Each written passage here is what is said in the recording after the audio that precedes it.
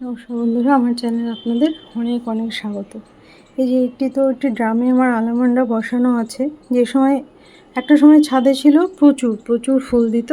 তো দেখুন যা হয়, এটাকে কিছুটা আন্ডার ওয়াটারিং হয়ে গেছে, তারপরে ওভার ওয়াটারিং, তারপরে একে পায় না রোদ, পাতাগুলো কীভাবে হলুদ হয়ে যাচ্ছে।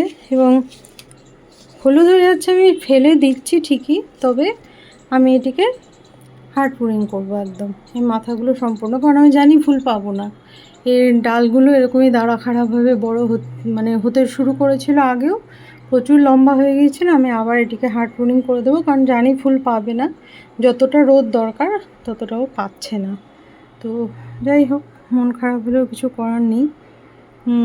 পাতাগুলো কেটে দিতে হবে। জানি না কবে আবার সেই রকম জায়গা পাবে গাছটি, বা কাউকে দিয়ে দেবো নাকি যেখানে রোদ পায়, সেটাই চিন্তা করছি। কারণ কষ্ট পাচ্ছে, ও দরকার কি, ফুল তো প্রচুর হয়ে যাওয়ার কথা ছিল। যাই হোক, কিছু করার নেই।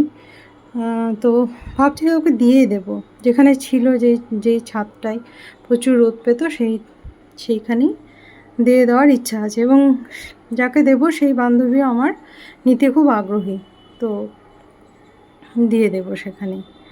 ভালো থাকবেন সকলে।